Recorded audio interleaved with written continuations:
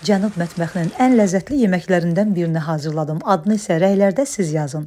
Əvvəlcə əti soğanla bir qədər quyruqla birlikdə ət maşından keçirtdim. Duzun, istiotun vurub əti yaxşı-yaxşı bir qədər yoğurduqdan sonra ətdən hissə-hissə götürdüm və gördüyünüz kimi boşqaba bir neçə dəfə olmaqla çırpdım ki, tutduğumuz bu xırda küftəciklər açılmasınlar. Hamısı eyni bərabərdə qəşəng yumru qalsınlar. Biraz da duzlu su götürürəm, əlimi duzlu suya vuraraq və belə xırda-xırda küftəciklər tuturam.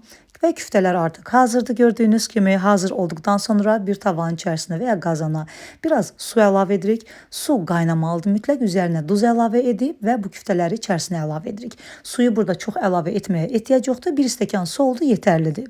Və küftələri əlavə edirik içərisinə. Bir hardasa 5-6 dəqiqə müddətində, çox yox, 5-6 dəqiqə qaynadıb götürürük. Ətin bulyonunu da qətiyyən atmırıq, onu da süzüb bir kənarda gözlədirik. Kərə yağımızdan bir qədər götürüb tavanın içərisinə əlavə edirik. Kərə yağımız əridikdən sonra çox incə samanvari şəkildə doğradığımız soğanları əlavə edirik kərə yağının içərisinə. Üzərinə biraz da duz əlavə edib və qızılı rəng alana qədər qovururuq. Soğan qızılı rəng aldıqdan sonra üzərinə yarı bişmiş halda olan küftələri əlavə edirik. Birlikdə biraz qarışdırıb üzərinə darçın, şəkər tozu, üzüm rubu əlavə edirəm.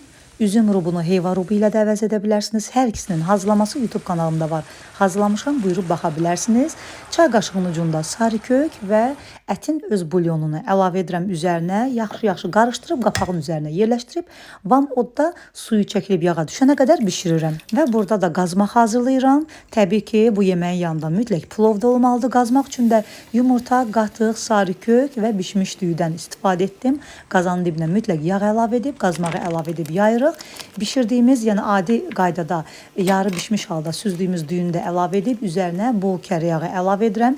Zəfəran varsa zəfəran, yoxdursa bir qədər sarı kök əlavə edib plovu da 1 saat dəmə qoyuram. Və budur, artıq yeməyimiz hazır oldu. Bulyonu çəkilib yağa düşənə qədər qeyd etdiyim kimi bişiririk və hazırdır.